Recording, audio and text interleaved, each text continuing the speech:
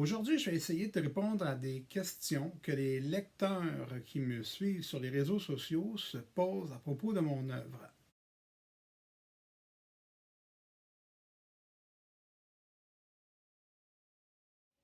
Tout d'abord, je tiens à te remercier parce que c'est très flatteur la manière dont tu m'as posé la question. Et voici la réponse à la première partie. Tu voudrais savoir comment on fait pour devenir écrivain. Eh bien, je te rassure tout de suite, il n'y a pas de formation pour y arriver. Mais la base de tout, c'est il faut lire. La lecture, c'est la base.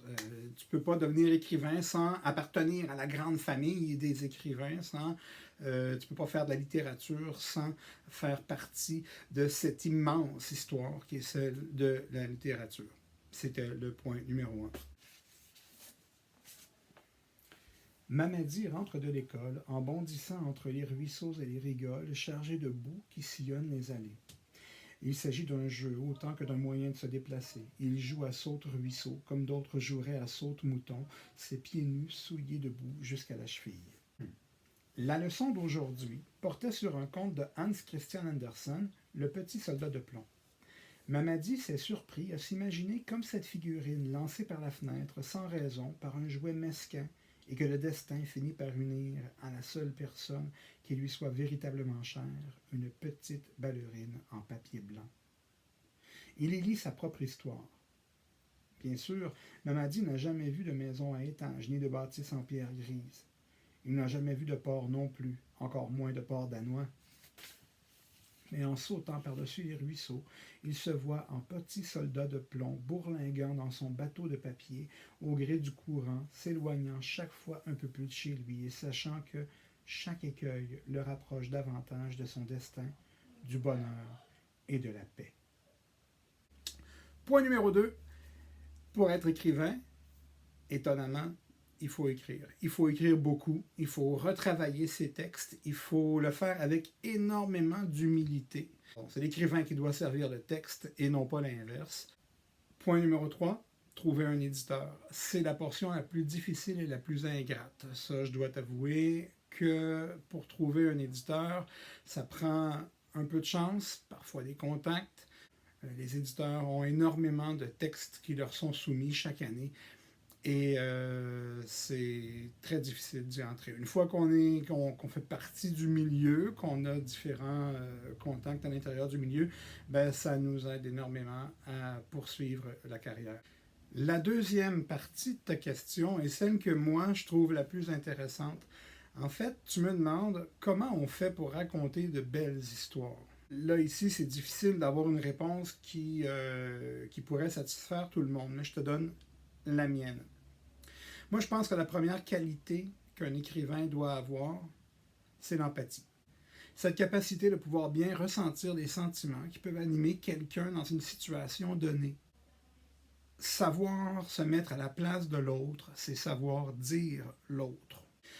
Le deuxième point qui, selon moi, est essentiel, et là je pense que c'est là que se trouve le génie des écrivains, c'est de trouver un angle narratif. Je m'explique. Écrire une histoire, c'est pas juste faire une séquence d'événements. Ça, c'est une partie de ce que c'est, mais ce n'est pas l'essentiel. Selon moi, ce qui porte véritablement une histoire, c'est le point de vue qu'on réussit à y développer. C'est d'avoir un point de vue original sur le monde qu'on essaie de décrire. Un point de vue narratif, c'est quoi? Ben d'abord, il faut savoir ce qui compose la narration. La narration, c'est d'abord et avant tout le choix d'un narrateur. Qui raconte cette histoire-là? L'écrivain et le narrateur ne sont pas la même personne. Le deuxième élément important, c'est qu'il faut aller au-delà de l'action. Bon, comment on fait pour aller au-delà de l'action quand on écrit une histoire? Moi, je vois deux éléments principaux. D'autres auteurs te répondront autre chose. Le premier point de ces deux éléments-là, c'est qu'il faut soigner son médium. On attend d'un photographe qui fasse de la photographie, qui mette en image, qui cadre des éléments, qui sache travailler avec les formes, les lumières. On attend d'un peintre qui utilise l'épaisseur de sa pâte, qui joue avec les couleurs, les textures, on attend du peintre qui ne fasse pas de la photo, on attend du peintre qui fasse de la peinture, je pense, qu'on doit exiger des écrivains, qu'ils fassent exactement la même chose, c'est-à-dire qu'ils soient des artistes des mots. Il y a un de mes anciens enseignants qui m'a déjà dit, si ça peut être autre chose qu'un livre, ça doit être autre chose qu'un livre. Quand il sort de la tente, ce n'est pas de la peur qu'il ressent, pas de l'horreur, ni du dégoût. Ce qu'il ressent, c'est une sorte de tremblement dans le mollet, une vibration au niveau du genou. Une envie folle de courir, de faire lever la poussière et s'envoler les oiseaux. Courir. Comme si cette action réunissait toutes les autres.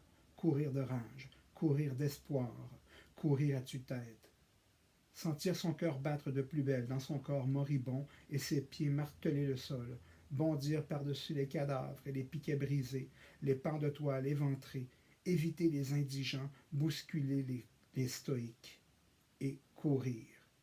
Chercher Abdoulaye et Mohamed pour courir avec eux à la face du monde, courir jusque dans les bras d'Élise. Essaye de faire un film avec ça.